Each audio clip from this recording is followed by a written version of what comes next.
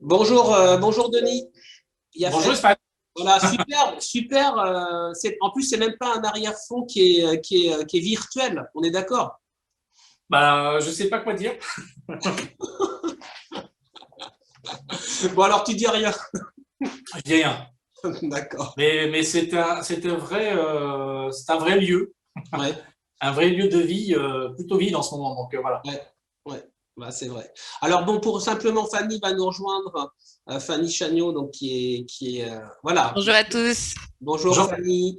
Donc c'est Fanny qui va animer cette intervention. Donc je vais vous laisser la parole. Je voulais simplement remercier Denis d'avoir, comment dire, déjà pris le temps et puis d'avoir accepté cette première séance qu'on a nommé donc le grand témoin. Denis, en fait, il y a plein de personnes qui vont nous rejoindre, on a accepté, je crois qu'il y a une 70 personnes de l'extérieur. Et puis, comme tu le vois, on a aussi les apprentis, de l'école, apprentis et apprentis. Hein, c'est important de parler des apprentis IES et apprentis IS.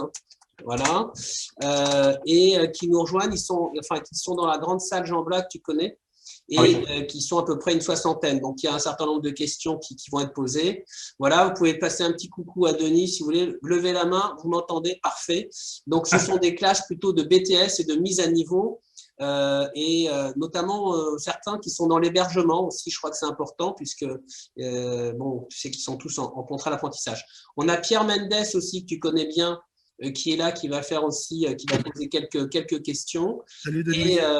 et voilà, qui pourra, voilà. Donc, Fanny, c'est vous la maîtresse de cérémonie, donc je vous laisse, et puis on va répondre aussi, c'est important pour toutes les personnes qui nous rejoignent en chat. Donc, n'hésitez pas aussi à poser vos questions. Pierre et moi-même pourrons y répondre. Et puis, je vais couper ma caméra pour pouvoir vous échanger en même temps, mais je réactiverai ma caméra si nécessaire. Voilà. Pour le bon confort de tout le monde, il faut vraiment que les micros soient éteints pour ceux qui n'interviennent pas. Mais on prend volontiers toutes les questions qui seront posées. Voilà, je vous remercie. À vous, Fanny. Merci, Monsieur Menot. Donc, comme Monsieur Menot vous le disait, aujourd'hui, nous inaugurons une série d'échanges avec des professionnels du monde de la table. Et pour la première session de cette série que nous avons donc appelée Le Grand Témoin, nous avons le plaisir d'accueillir Denis Courtiade, chevalier de l'Ordre des Arts et des Lettres, directeur depuis 2000 du restaurant 3 étoiles Alain Ducasse au Plaza Athénée et président fondateur de l'association Au service des talents de demain. Denis Courtiade, vous avez obtenu de nombreux prix, notamment celui de premier chef de rang de France en 91, le Grand Prix de l'art de la salle meilleur maître d'hôtel du monde en 2011, le prix de meilleur directeur de salle du monde en 2018 et le trophée du directeur de salle de l'année en 2019.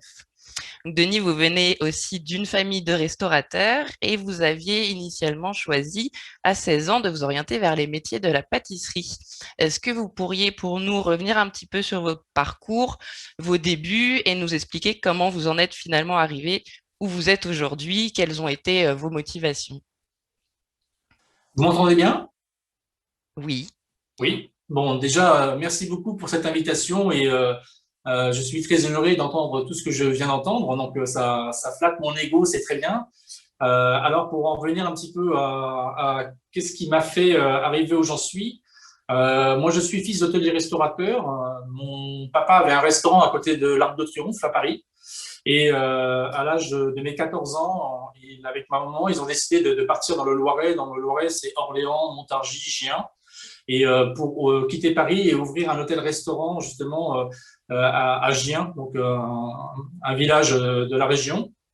Ils ont eu un hôtel-restaurant, ils ont tenu un certain temps et après ils ont déménagé, ils ont pris à quelques kilomètres de là uniquement un restaurant.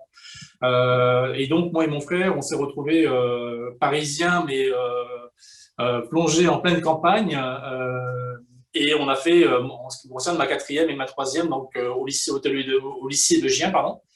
Et quand on n'était pas à l'école, on était dans le restaurant de mon père, donc on a vécu cette adolescence au contact du restaurant, à dresser les garnitures, à faire la plonge, à dresser des cocktails, et également à faire le service quand mon père prenait des autocars où il y avait 120 couverts qui arrivaient d'un seul coup. Et avec mon frère, on portait les assiettes, on portait les plateaux et on débarrassait les tables. Et donc, j'ai baigné dans cet univers depuis très tôt. Sachant que mes oncles aussi étaient dans la restauration, j'avais un oncle concierge et un autre oncle barman. Donc, j'étais baigné dans cet univers, dans ces conversations d'adultes sur la profession. Et le fait de travailler physiquement dans le restaurant de mon père, de donner un coup de main, et surtout le fait de vouloir... enfin non, en travaillant avec mon père, l'après-midi, quand le restaurant était fermé, je m'amusais à faire des gâteaux. Donc, je faisais des gâteaux sans recette, je prenais un peu de farine, un peu des œufs, du sucre, et je faisais des 4 quarts, je faisais des choux, je faisais des choses comme ça. Et des fois, mon père les vendait au restaurant, rajoutait un peu de crème anglaise, un peu de crème fouettée, quelques fraises dessus. Et donc, j'ai pris confiance. Donc, je me suis dit, tiens, la pâtisserie, ça me plaît bien, etc.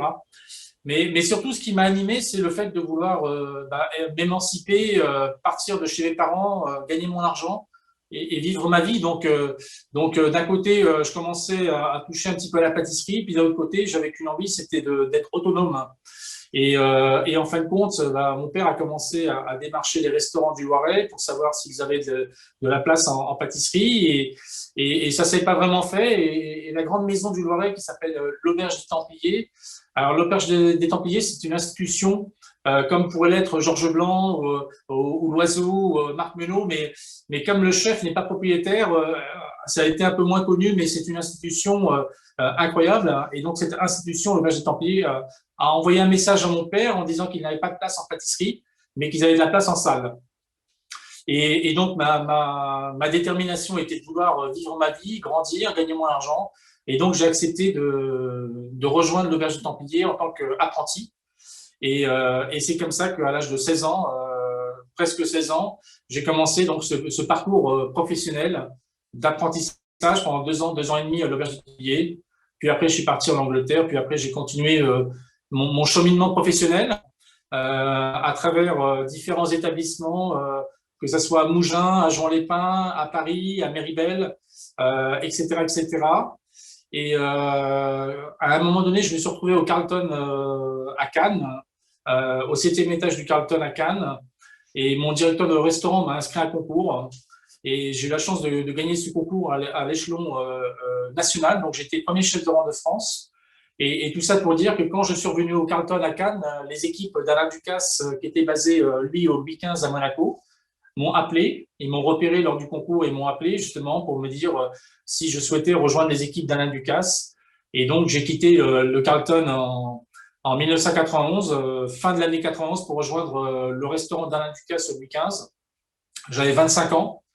Et c'est là qu'a commencé ma collaboration avec Alain Ducasse. Donc, c'était en 1991 et nous sommes maintenant en 2021. Donc, si je compte bien, ça fait une trentaine d'années. Oui. Et donc, avec Alain Ducasse, 3 ans et demi, presque 4 ans à Monaco. Puis, pour Alain Ducasse, je suis parti sur Londres, ouvrir un club privé qui s'appelait Monty's. Et 2 ans après, je suis revenu à Paris en 1996 prendre la succession de Joël Robuchon, qui a laissé son restaurant pour Alain Ducasse au 59 avenue Raymond Poincaré, dans le 6e arrondissement, que nous avons tenu pendant 4 ans. Et en l'an 2000, Alain Ducasse s'est déplacé au Plaza Athénée sur l'invitation de François Dollet, qui est le directeur général du Plaza Athénée. Et j'ai accompagné donc Alain Ducasse, ouverture du restaurant Alain Ducasse au Plaza Athénée le 25 septembre 2000. Donc voilà les grandes lignes de mon parcours professionnel. Voilà. Super. Est-ce que vous pouvez nous en dire peut-être un peu plus sur votre rôle aujourd'hui au sein du restaurant Alain Ducasse? Alors voilà, après, je pense que souvent quand je dis je suis directeur de restaurant, les gens me disent oui, mais c'est quoi ton métier?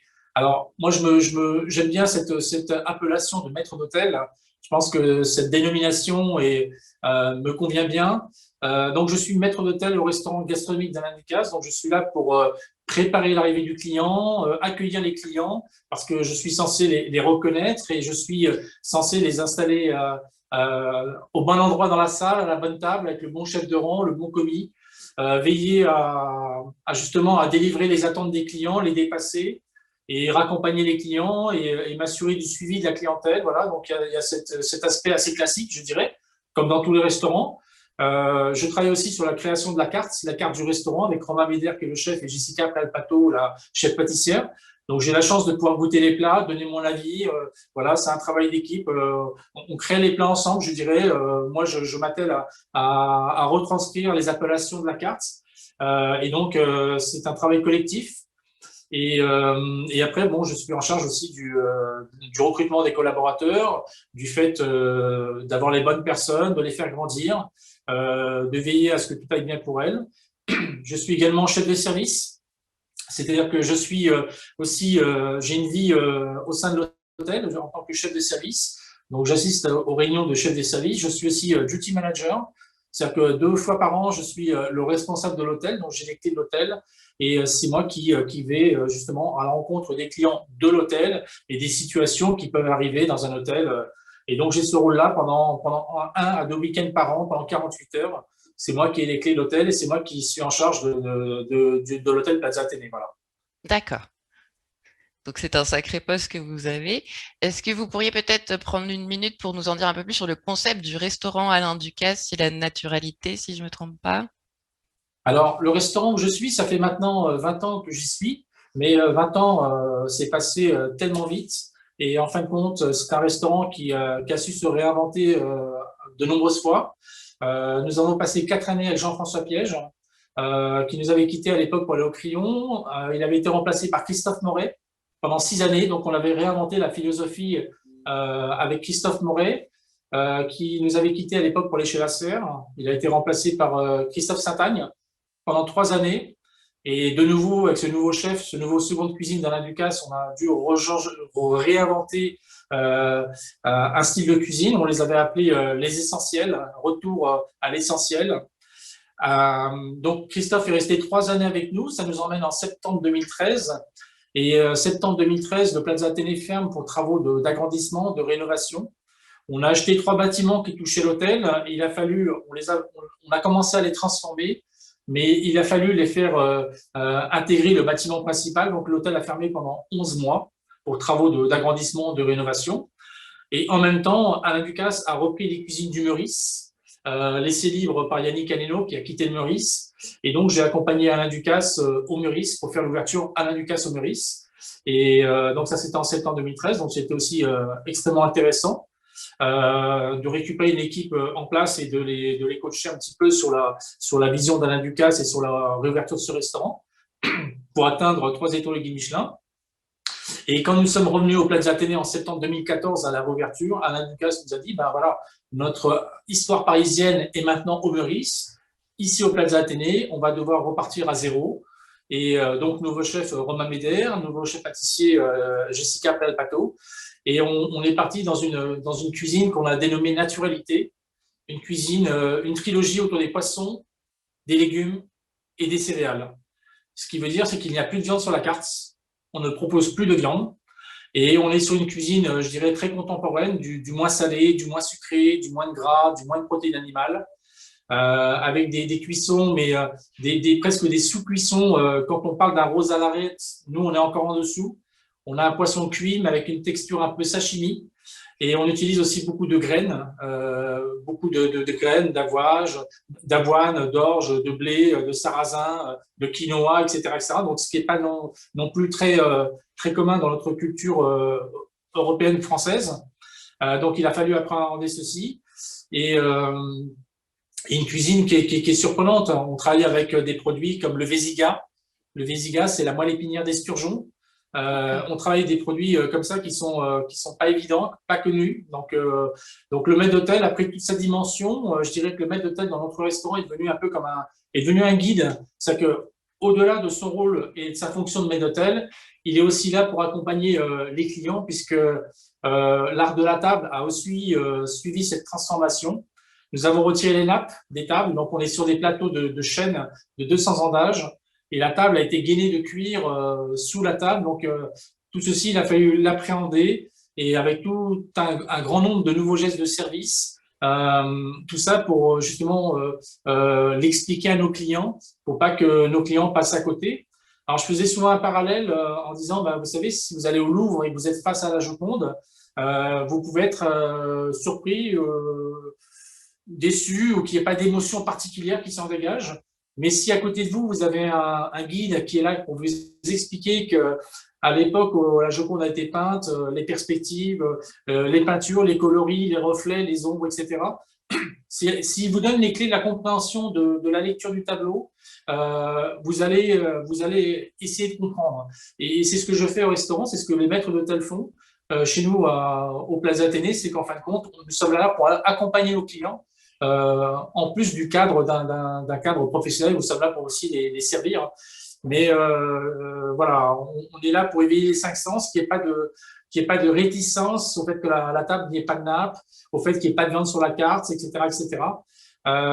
Donc voilà, c'est un restaurant, je dirais, depuis ces 20 dernières années qui est extrêmement vivant, extrêmement changeant.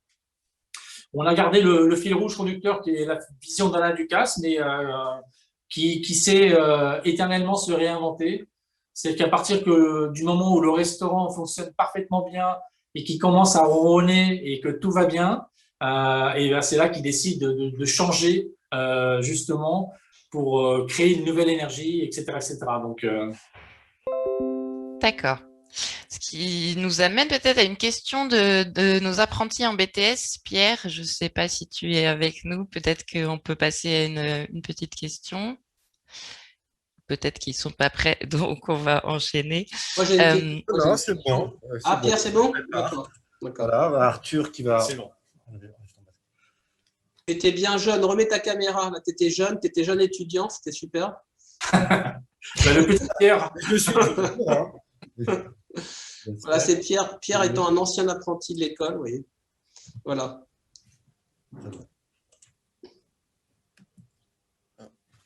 Voilà. Bonjour. Bonjour, bonjour. Alors, je m'appelle Sylvain Prudhomme. Je suis en mise à niveau service.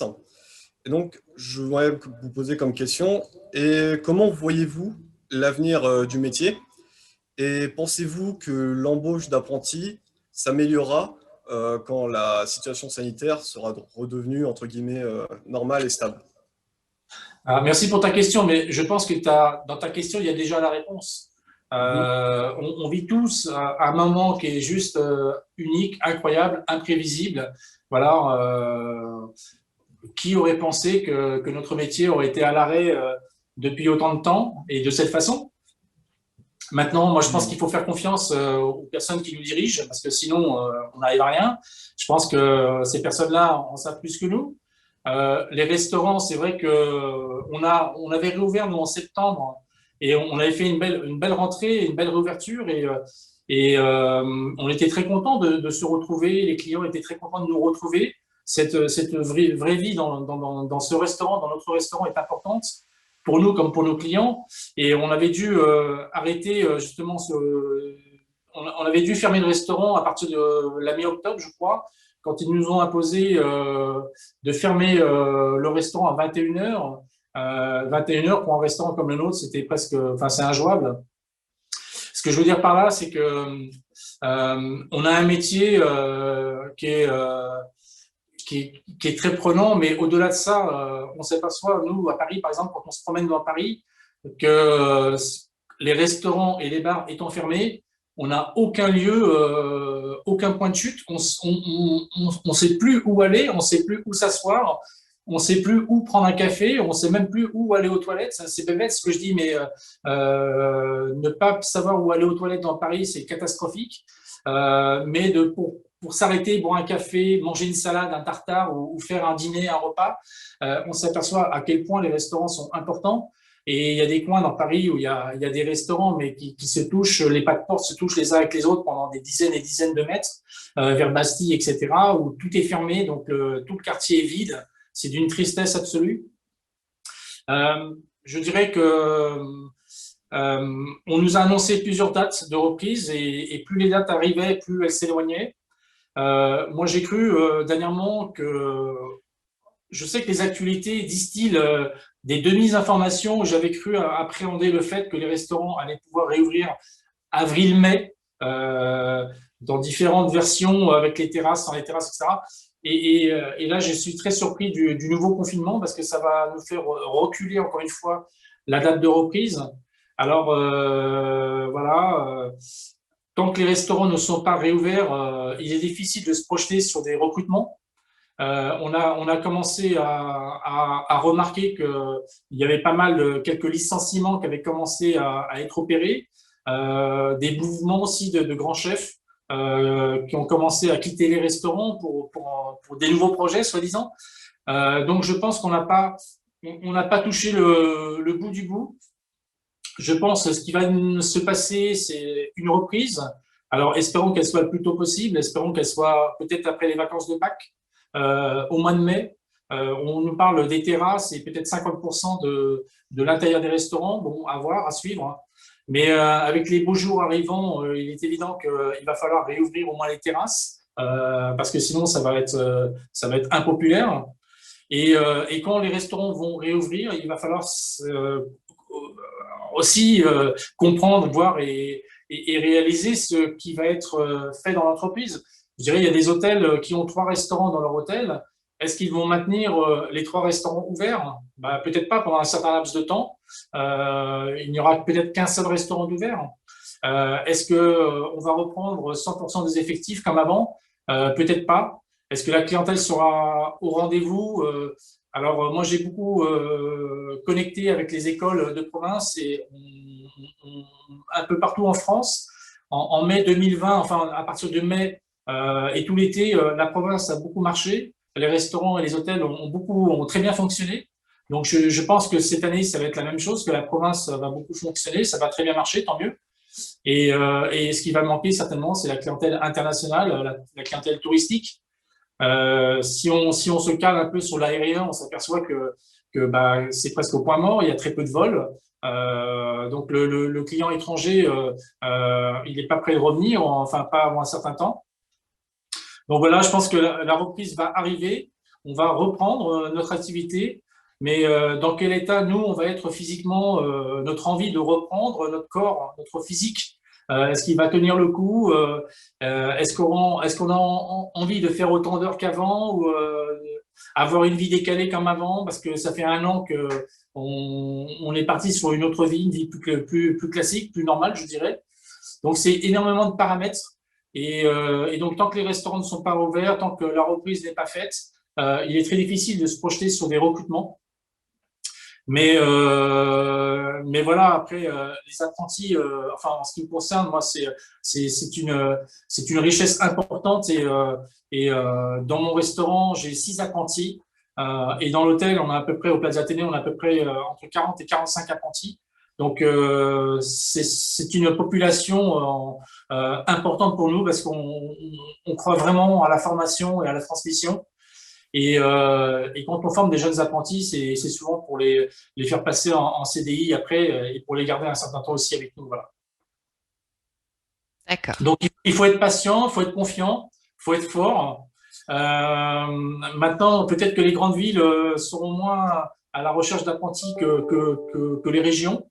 La région sud, la région Bretagne, les régions où le tourisme, l'été va arriver, donc tout ce qui est bord de mer va refonctionner, donc il va falloir aussi peut-être se délocaliser, etc., etc.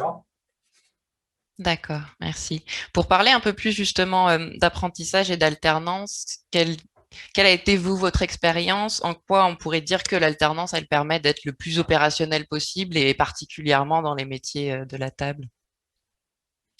Je dirais l'alternance permet d'être au contact du terrain, au contact des situations, au contact des professionnels, au contact de la clientèle. On peut s'apercevoir qu'on aime ou on n'aime pas les clients, on aime ou on n'aime pas recevoir, on aime ou on n'aime pas travailler en équipe, etc., etc. Donc c'est important. Maintenant, les jeunes, vous avez du temps, hein, vous n'êtes pas pressés. Vous pouvez aussi continuer sur d'autres diplômes, sur des licences, sur des masters, etc. C'est à partir du moment où vous vous sentez prêt d'en découdre, de rentrer dans le monde des adultes, dans le monde professionnel. Voilà, moi j'ai souhaité rentrer très rapidement dans le monde professionnel et être acteur de mon destin. Maintenant, il y a d'autres jeunes qui ont plus envie de s'enrichir, d'apprendre, parce qu'ils sont jeunes, parce qu'ils ont le temps aussi d'avoir une carrière qui va durer 40 à 45 ans dans les années suivantes. Donc, je pense qu'il y a une question de maturité du jeune apprenant, il y a une question de confiance en soi. Est-ce que quand je suis un jeune de 16, 18 ans, 20 ans qui arrive dans un monde, dans une brasserie où il y a 200 couverts, il y a un rythme fou et on a peu le temps de me former, est-ce que c'est pas un petit peu trop violent? Je sais pas. Donc c'est un petit peu à chacun y voit sa projection. Maintenant, avant même de choisir une alternance ou pas, bah, c'est bien aussi d'aller dans des restaurants, dans un café, de s'asseoir, de boire un café et de se projeter et dire et si moi j'étais là en train de servir ce café dans cette ambiance, dans cette entreprise, est-ce que ça me plairait? Vous voyez, je vois un peu le client et un peu le futur collaborateur dans l'endroit où on est. Ça permet aussi de se projeter. Et là, souvent, on a les bonnes réponses. Ah oui, moi, j'ai envie de faire ça. Il a l'air d'avoir une super ambiance. Le serveur, il a l'air d'être super épanoui. Il est sympa, etc. Et moi, j'ai envie d'être comme lui. Ou alors, on peut aussi avoir l'effet inverse de se dire ah, ça fait un petit peu peur, je suis pas prêt. Et voilà. Donc, mais c'est vrai que l'alternance, je trouve que c'est un accélérateur de professionnels quelque part, puisqu'on va vivre des expériences et on va être dans des situations qui vont former donc plus rapidement.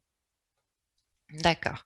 Et pour reparler un petit peu plus du futur, est-ce que vous, toute cette crise va, vous pensez, changer votre façon de travailler? Ah, obligatoirement, oui. Obligatoirement, oui. Ne pas penser comme ça, c'est se tromper parce que dans quel état, moi, intellectuellement, je vais être physiquement, parce que notre corps est important, nos jambes sont importantes, nos pieds sont importants. Mais moi, j'ai une réunion de chez des services il n'y a pas très longtemps et je disais, vous savez, avant le Covid, je tenais pas assis 1 heure sur une chaise. Et maintenant, je leur dis, je ne tiens pas 1 heure debout à côté de vous. Alors, j'exagère un petit peu en disant ça, mais c'est vrai que le corps, il a des routines, il a des habitudes. Donc, déjà, ça, c'est physiquement, c'est un métier qui prend beaucoup d'énergie. Donc, il va falloir se remettre dans cette aptitude, justement, de performance. Et les gestes barrières, il est évident que ça ne va pas s'arrêter là. Moi, je dirais, je dirais, mais je ne voudrais surtout pas le vivre, mais que le serveur, quand je dis serveur, c'est pas péjoratif, hein, moi, c'est un mot noble pour moi, garde le masque tout le temps. Moi, si je suis client, ça ne me dérangerait pas vraiment, quelque part. Parce que quand je vais chez le dentiste et que le dentiste, il est pas loin de moi, il a son masque et il ne le retire pas, voilà. Mais moi, en tant que serveur, garder le masque, c'est très difficile parce qu'on a toute une communication qui est la communication du visage avec les yeux, avec les expressions, la bouche, etc., etc. Et il est important de pouvoir communiquer, même si c'est pas avec des mots, avec nos clients, de par notre visage. Et puis surtout, on a un métier quand même d'action où il faut pouvoir respirer, pouvoir bien respirer. Et donc, le masque n'est pas la solution de le garder durablement pendant un service.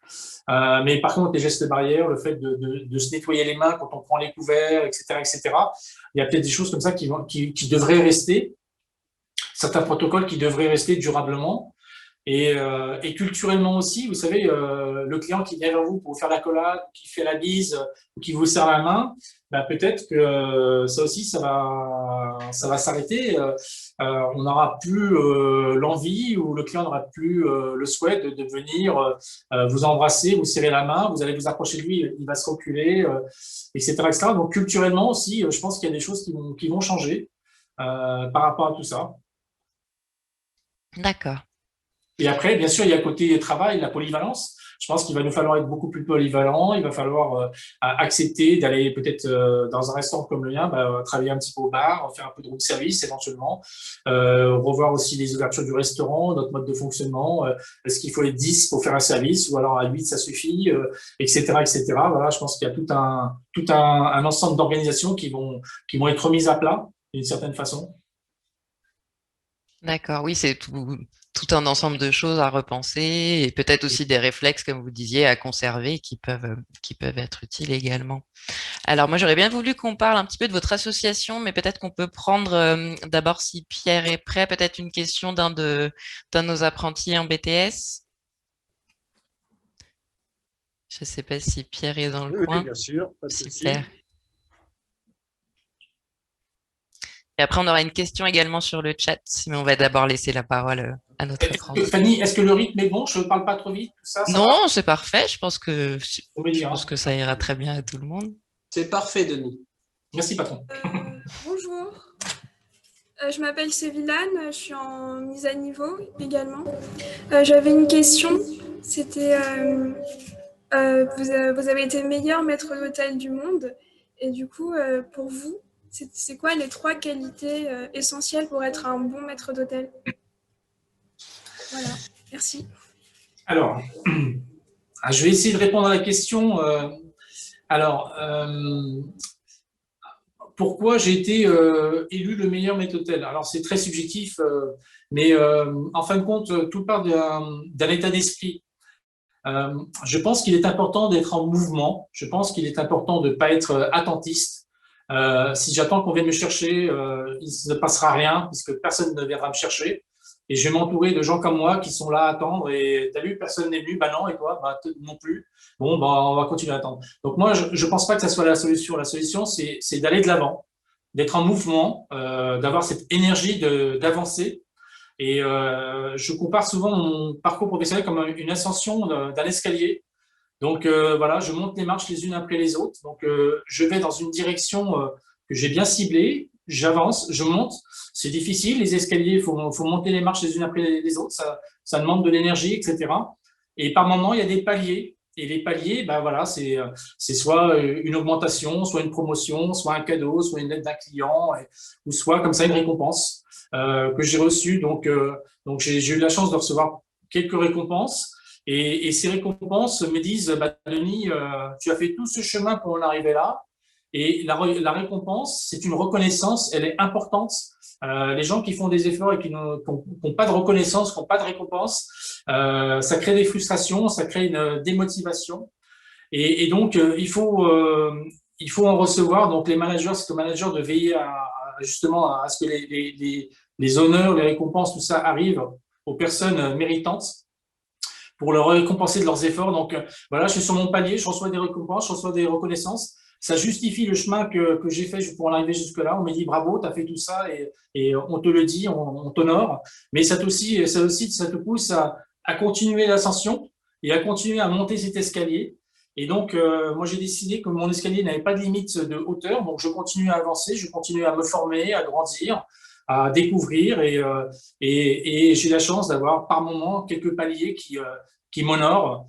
Donc là, si pour revenir au titre que c'est un peu comme un engrenage. Tu gagnes petit, après tu gagnes moyen, après tu gagnes plus grand, parce qu'en fin de compte, ça devient évident, ça devient légitime. Et donc, si on doit honorer quelqu'un, on va commencer par celui qui a on a fait peut-être un petit peu plus que les autres, ou qui a su communiquer un peu mieux que les autres, voilà. Et c'est ce qui m'arrive. Donc, moi, j'ai 54 ans, donc j'ai la chance d'arriver à ce statut, peut-être avec 5 à 10 ans d'avance par rapport à mon âge. Et comme j'ai encore beaucoup de projets en cours, je vais continuer à grandir, à monter mon escalier, mais j'ai pas d'attente particulière. On va dire, c'est que quand je reçois une reconnaissance, c'est mon entourage qui est plus content pour moi que moi par rapport à moi-même. Alors bien sûr, ça flatte mon ego. Mon ego, il est important. On a tous un ego. Donc ça le nourrit, ça lui dit, t'as vu, c'est bien, t'es content. Et puis très vite, je repars sur autre chose et puis et je continue cette ascension. Donc voilà. Et après, il faut pas aller chercher les choses pour aller les chercher. Je pense que les choses arrivent naturellement et elles arrivent quand elles doivent arriver. Donc bien sûr que la route est très longue, l'ascension est très longue, mais on a un métier où je pense pour se dire j'ai fait une belle carrière, il faut savoir être endurant dans le temps. Et donc tout ça enclenche plein de leviers sur sa façon d'être, sa façon de faire les choses. Et c'est pas une course qu'il faut faire, c'est une marche rapide ou une marche, mais dans une droiture vers un objectif qu'on s'est fixé et il faut pas lâcher le truc. Voilà, faut être endurant, faut être courageux et pour avoir tous les bons signaux, je pense qu'il faut savoir transformer son métier en vocation en fin de compte. En fin de compte, moi, j'exerce pas un métier, je fais une vocation. Je suis au service de l'autre et que je serve un café ou que je serve un steak tartare ou une langoustine caviar, ce qui me fait plaisir, c'est d'apporter et de partager cette convivialité avec un client et dans un esprit de camaraderie avec mes collaborateurs, dans cette vie qu'on a ensemble, dans des lieux pour autant qu'ils soient sexy. Dans des belles villes, je dirais que souvent les restaurants, les bars, les cafés sont dans des beaux endroits, ils sont bien placés, dans des endroits touristiques, donc plutôt sympas, avec le prestige de l'uniforme, et on travaille en communauté, donc on travaille les uns avec les autres, les uns pour les autres. Donc tout ça, ça crée des belles énergies et c'est un métier qui voyage bien aussi. On peut aussi voyager très très loin et être reconnu par rapport à notre métier, notre vocation, qu'on soit au bout du monde ou pas. Donc voilà, tout ça, ça fait grandir, ça nourrit, ça vous fait devenir quelqu'un. Et les récompenses aussi apportent aussi un éclairage sur notre métier qui en manque beaucoup. Je parle des métiers de l'accueil et du service. On manque beaucoup d'éclairage sur notre métier parce que c'est un métier qui est pas simple à expliquer. La relation client, l'empathie, ce qui se passe dans un restaurant, à la table du client, à l'instant T, c'est très difficile de l'expliquer en dehors. On sait que c'est essentiel, mais c'est très difficile parce que c'est pas forcément technique.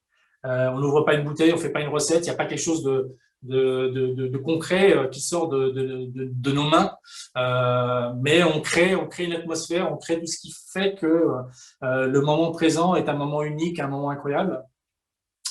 Et donc voilà, quand tu arrives à maîtriser tout ça, tu deviens un expert, tu as une expertise, tu as une personnalité, tu as une signature, voilà, ça fait que tu deviens connu, tu es reconnu et les récompenses peuvent arriver à un moment ou à un autre. Merci Denis, c'est super comme témoignage. Peut-être Fanny, effectivement, sur la partie au service, je crois qu'il y avait... On avait envie de parler de l'association que vous avez fondée et dont vous êtes le président, qui s'appelle Au service des talents de demain. Est-ce que vous pourriez nous présenter un petit peu l'association, votre rôle au sein de l'association et le but finalement de cette association? En fin de compte, Pierre qui nous a posé une question tout à l'heure sur l'apprentissage, le recrutement de l'apprentissage et les recrutements tout court à venir. Au service est né en juillet 2012, en fin de compte, d'une pénurie justement de futurs collaborateurs, toutes les gammes confondues de types de restauration. On avait des difficultés à recruter des nouveaux collaborateurs pour nos restaurants, nos brasseries, nos cafés. Et donc, il y avait ça. Et d'un autre côté, il y avait Régis Marcon qui pilotait les assises des métiers de la salle. C'était en 2012. Et je me suis dit, c'est étonnant que ce soit un chef de cuisine qui pilote les assises des métiers de la salle. Donc, au lieu de critiquer, va voir ce qui s'y passe. Et de fil en aiguille, on s'est retrouvé face à Régis Marcon et on lui a demandé des comptes. On lui a dit, mais chef, pourquoi c'est vous qui êtes diligenté justement pour mener ce combat? Et il nous a dit très simplement, parce qu'il n'y a personne de chez vous qui a pris la main sur ce sujet-là.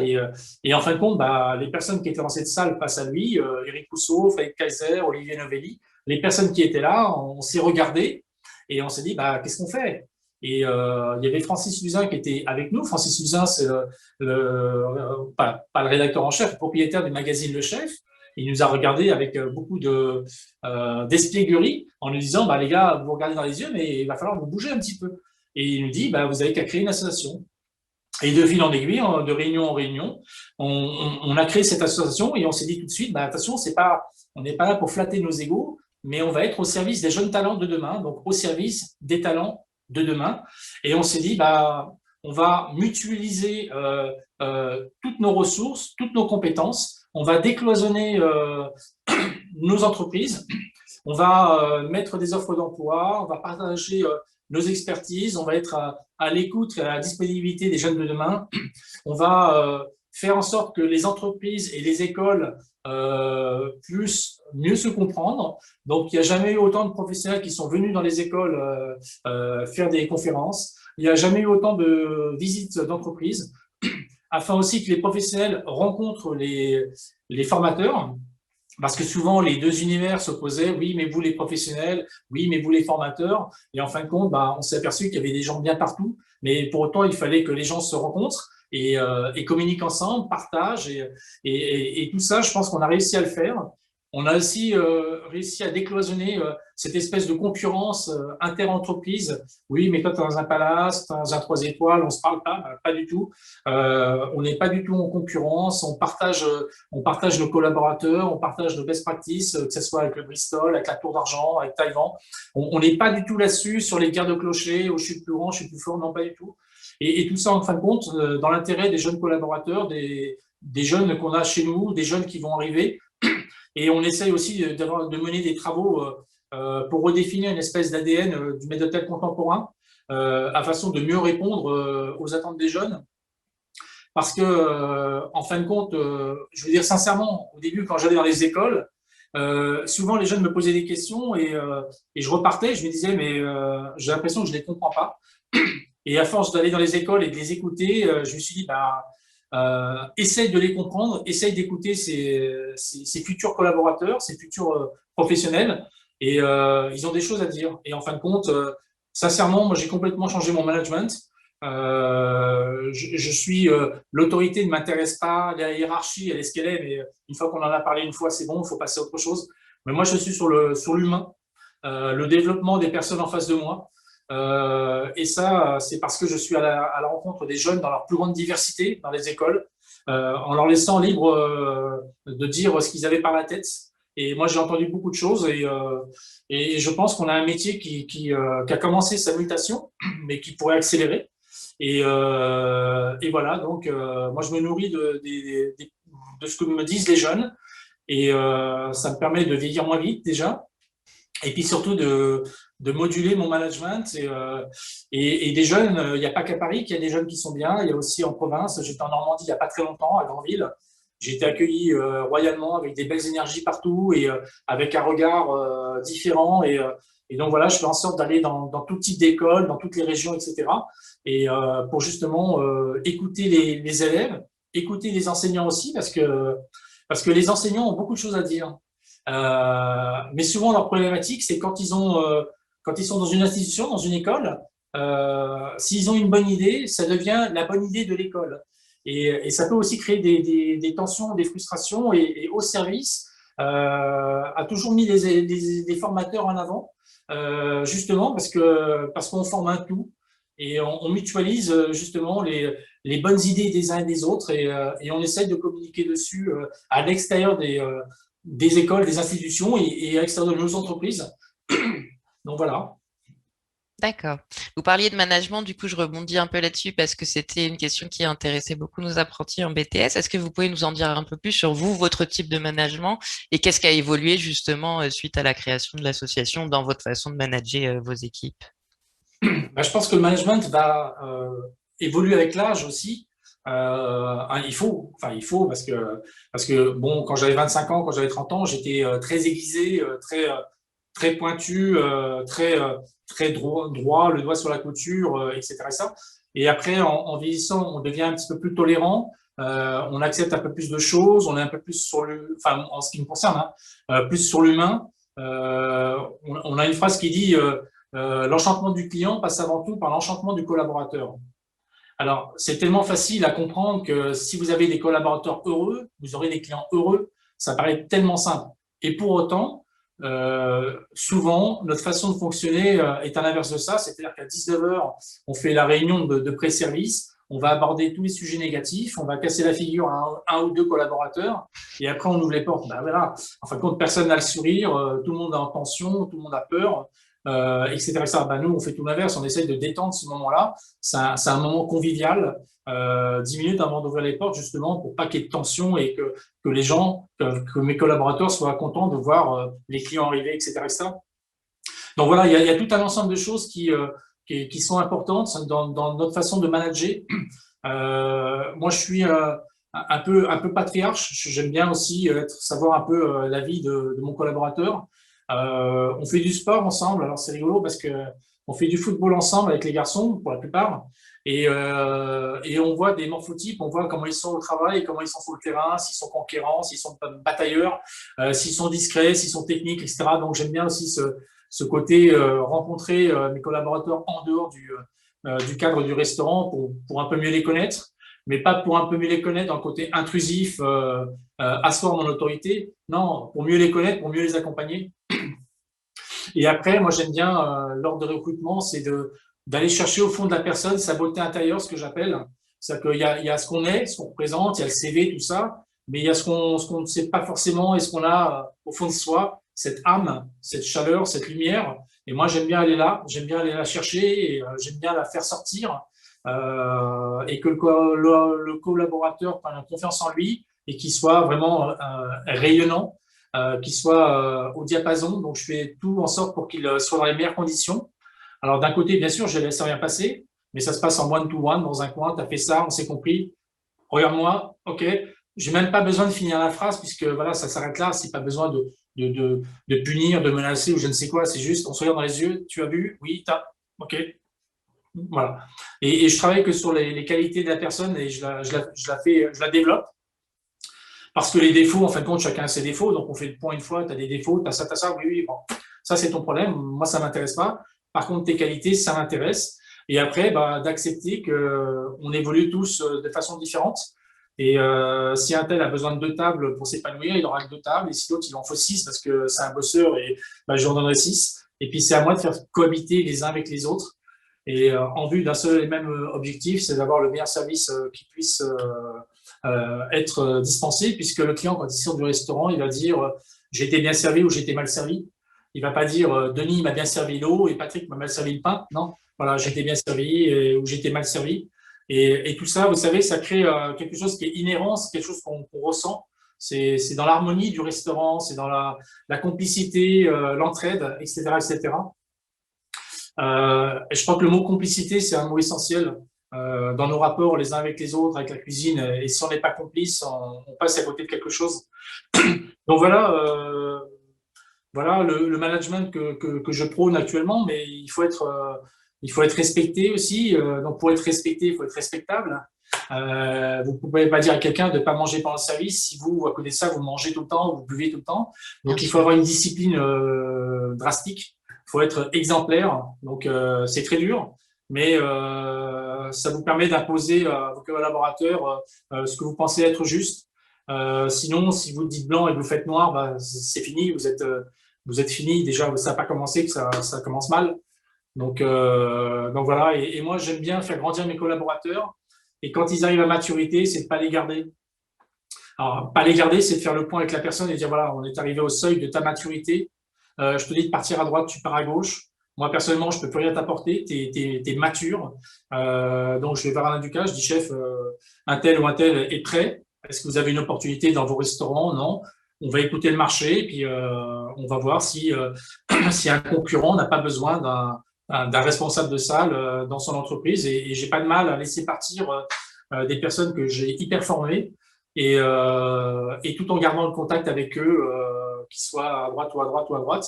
Et ce qui est rigolo, c'est qu'on a encore des liens et des passerelles avec tous ces jeunes responsables qui sont à droite à gauche et on échange au-delà même de l'idée de l'entreprise. Et voilà, donc ce qui permet de ne pas garder ses collaborateurs aussi, ça permet de garder toujours cette énergie positive, ce qui veut dire que le commis, quand il voit que le numéro 2 du restaurant, moi je suis le numéro 1, donc le numéro 2 il a 30 ans mais il arrive à maturité et on ne va pas le garder, il sait que la place va se libérer, il sait que le maître d'hôtel, lui, va passer manager, que le chef de rang va passer maître d'hôtel et que lui ne va pas stagner 20 ans en tant que commis ou 30 ans en tant que chef de rang ou 40 ans en tant que maître d'hôtel. Donc, ça permet de créer cette énergie et c'est pour autant, dans mon restaurant, je souhaite que le commis travaille un peu aussi comme un chef de rang et que mon chef de rang travaille un peu comme un maître d'hôtel et que le maître d'hôtel soit aussi au courant de ce que je fais moi et qu'il se comporte aussi comme un directeur. C'est-à-dire que quand la personne au-dessus est à maturité et quand celui d'en dessous, il est déjà prêt, tout ça se fait très facilement et sans aucune tension, avec une vraie évidence. D'accord. Donc, ce que j'entends là dans tout ce que vous nous dites, c'est que vous êtes surtout dans la bienveillance et dans l'écoute par rapport à vos collaborateurs. Souvent, on me dit, mais Denis, vous êtes trop gentil. Alors, je regarde la personne, je dis, mais avec toi, je suis trop gentil. Ah non, avec moi, vous êtes gentil. Mais avec les autres, vous êtes trop gentil. Alors, si ça veut dire quoi? Je dis, il faut être bête, voilà. Non, la gentillesse, c'est bien. C'est aussi un levier, être gentil avec quelqu'un. Et lui imposer la gentillesse. C'est à lui aussi d'être gentil quand il va s'adresser à quelqu'un qui est sous ses ordres, sous ses directives. Donc, si moi, je montre de la gentillesse dans mon management, je ne peux pas accepter que mon numéro 2, mon numéro 3, mon numéro 4 n'en fasse pas preuve. Voilà. Donc, il y a une façon de dire les choses. On peut dire les choses avec rigueur, mais avec de la gentillesse, avec de la bienveillance. Bien sûr. On n'est pas là pour affecter la personne intrinsèquement, mais on est là pour parler aux professionnels qu'on a en face de soi. Voilà. Bon, je pense qu'on a tous à apprendre de ce discours. Et je voudrais prendre une minute pour présenter votre livre. Alors, oui, sauf qu'on ne le voit pas, en fait, avec mon fond d'écran. Mais donc, vous avez sorti un livre en 2019 qui s'appelle Pour vous servir. Donc, Ah, c'est pareil pour moi, oui. Oui. alors, ouais, non, je peux pas, ouais, du coup, je peux pas vous montrer la couverture, mais pour ceux qui sont à l'EPMT, en tout cas, on l'a au CDI si vous voulez venir le consulter. Donc c'est un livre où vous parlez quand même un peu plus de votre façon de travailler et vous délivrez aussi pas mal d'anecdotes qui sont assez drôles sur votre parcours. Est-ce que peut-être vous pourriez nous en raconter une rapidement? Alors, c'est un livre qui est arrivé un peu comme une évidence, un peu comme j'expliquais tout à l'heure, un peu comme cette idée de palier, d'ascension. Donc là, ce livre, c'est un peu comme si j'étais dans une ascension d'un apprentissage. Donc, je me nourris des personnes qui sont autour de moi, je me nourris de leurs connaissances, des expériences vécues, tout ça. Et un jour, j'ai rencontré un sociologue. Il m'a dit, Denis, tout ce qui rentre doit ressortir. Tu respires, tu recraches. Voilà, tu manges, voilà, tout ce qui rentre doit ressortir. Et donc, ce livre, bah, c'est un petit peu tout ce qui est rentré en termes d'expertise, d'apprentissage, etc. Et j'ai voulu l'offrir, j'ai voulu partager avec un plus grand nombre ce qui était notre métier, parce que notre métier, comme je l'ai dit tout à l'heure, c'est difficile de le raconter. Alors, j'ai raconté ma vie, donc c'est écrit simplement.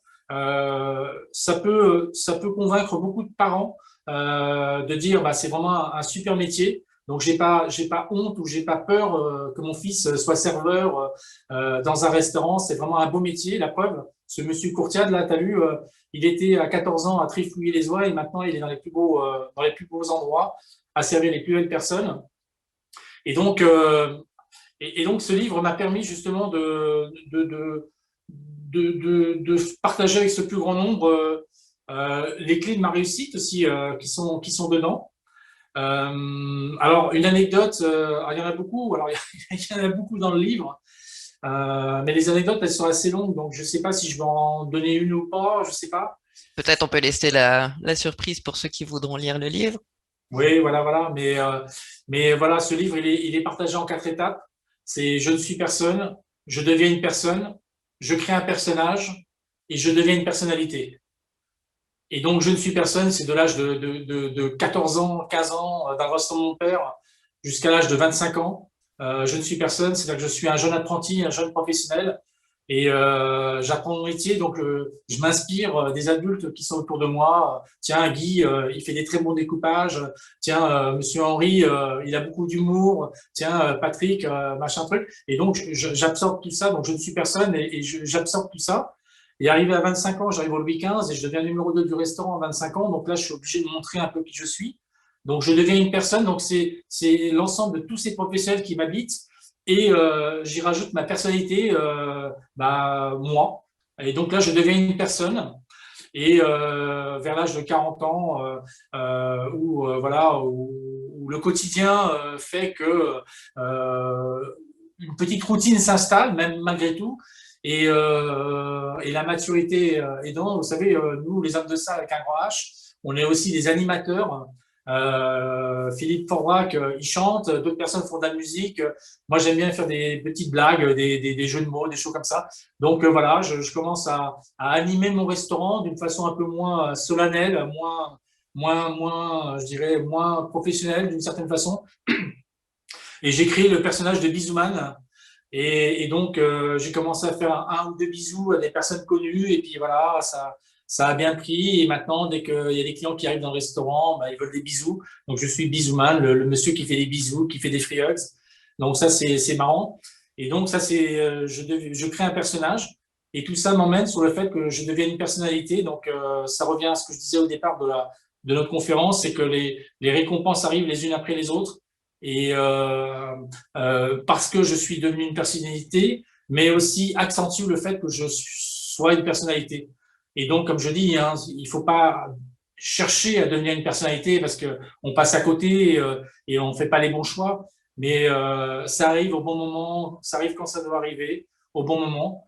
Et voilà, donc le livre, il est séquencé dans ces quatre étapes. Voilà. C'est une lecture que je recommande vivement. Ouais. Alors, je reprends la parole, Fanny, parce qu'on arrive sur la fin et je sais qu'il y avait beaucoup de questions et je ne sais pas, je pense que déjà le témoignage est absolument super. Donc merci Johnny. J'ai noté, après je vous laisserai conclure, Fanny. J'ai noté que j'ai bien aimé l'image de l'escalier, des paliers. Je crois que c'est une belle image. Et pour tous nos apprenants qui sont là, parfois qui veulent directement arriver au dernier étage, j'ai cru comprendre qu'il n'y avait pas véritablement de dernier étage et qu'il faut parfois, je dirais, prendre le temps de monter ces escaliers. Alors c'est vrai que les marches sont plus ou moins grandes pour certains, c'est vrai. C'est vrai que certains vont avoir plus de difficultés à monter certaines marches, mais ce qui est assez optimiste, c'est qu'on arrive sur un palier à un moment donné et qu'il faut savoir aussi pleinement, je dirais, en profiter de ces paliers parce que c'est des moments aussi de ressources, je pense, après l'effort. J'ai retenu aussi que plus les dates approchaient, plus elles s'éloignaient. Alors ça n'a pas été je pense aux apprenants. On va dire que moi, j'espère que plus les dates approchent, plus elles s'approchent. J'espère qu'effectivement, avec les dates qui vont s'approcher, je pense qu'il y a un horizon, même si je trouvais que le discours était très franc. Et ça, c'était bien d'avoir un franc-parler, c'est-à-dire qu'il faut dire aux jeunes et aux moins jeunes, pour pas qu'ils soient dans l'illusion et le désenchantement, c'est qu'il y a une réalité qui va être différente, mais qu'on a besoin des ressources, de leurs ressources, et qu'on forme actuellement pour des jeunes qui vont être sur des formations 2023, 2022, 2024. Bon, je pense qu'on aura des opportunités. C'est vrai qu'il y a beaucoup de personnes qui actuellement subissent la casse, mais il y a aussi des opportunités, notamment avec 2024 qui arrive, et je pense que ça, c'est aussi un bel horizon. Je sais que tu avais aussi un témoignage qui m'avait beaucoup plu, rencontrer aussi notre cosmonaute. Génial. Voilà. Et ça, Thomas Pesquet, bien sûr, c'est un moment unique. C'était un moment unique, et c'est vrai que c'est aussi le métier t'apporte aussi des moments comme ça qui sont extraordinaires, je crois. Enfin, si tu peux dire un mot aussi sur juste cela. Non, mais exactement. Voilà, moi j'ai eu la chance de rencontrer beaucoup de. Je ne parlerai pas de Michael Jackson, Madonna, etc. parce que ça c'est facile. Mais Thomas Pesquet là, revenait de 6 mois dans l'espace. Je pense que lui, c'est un véritable héros parce que il offre son corps à la science, à l'éternité, à l'humanité.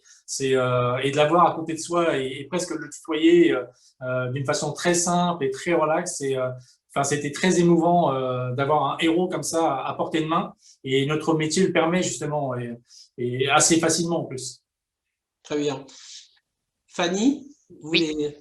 Est-ce que vous voulez conclure, dire un mot? Alors, est-ce qu'on aurait éventuellement le temps de prendre peut-être une dernière question d'un de nos apprentis en BTS avant de conclure? Moi, je dirais, alors le temps que le jeune se prépare, je dirais les jeunes, il ne faut pas que vous ayez de doute parce que déjà vous êtes jeune. Donc, comme vous êtes jeune, vous avez la vie devant vous. Donc là, c'est une étape compliquée, mais qui est pas de votre fait. Vous y êtes pour rien. Mais moi, j'y suis pour rien. On y est pour rien. C'est comme ça. Donc, vous n'avez pas de reproches à vous faire ou de manquements à avoir. C'est comme ça. Maintenant, organisez vos journées. Bien sûr, on peut s'amuser, on peut se détendre, on peut jouer à la PlayStation, mais consacrer quand même intellectuellement 1 heure à 2 heures à apprendre un peu l'anglais, à regarder qui est qui dans la profession, dans la restauration, à l'histoire de notre métier, etc. Voilà, n'attendez pas un enseignant, n'attendez pas après d'être à l'école pour vous former, parce qu'en fin de compte, on prendra toujours à la finalité les plus performants, les plus curieux, les plus vifs. Enfin, ceux qui ont envie de faire ce métier-là. Donc, continuez à vous former 1 heure par jour, 2 heures par jour si vous êtes chez vous. Et vous verrez qu'en fin de compte, ça donne du sens. Ça donne du sens parce que c'est pas un métier qu'on apprend comme on apprend les mathématiques ou des matières qui sont difficiles. Mais apprendre à cuire un gâteau, apprendre à réaliser un cocktail, etc., c'est hyper sexy et c'est facile. Pour autant qu'on en ait la curiosité et l'envie, voilà. Donc, pensez à vous former, n'attendez pas qu'on vienne vous chercher pour vous former, posez les bonnes questions, etc., etc. Bonjour. Bonjour. Merci beaucoup. Du coup, vous parlez tout à l'heure de l'évolution un petit peu du métier et je voulais parler justement des mutations vers le digital. Est-ce que vous pensez que ça va impacter votre management et également le parcours et l'expérience client par extension? On a fait un travail là-dessus qu'on a appelé le maître d'hôtel 2.0 parce que justement, on a toujours l'impression qu'on a un métier un peu passéiste, alors qu'en fin de compte, pas du tout, puisqu'en face de nous, on a des clients hyper connectés.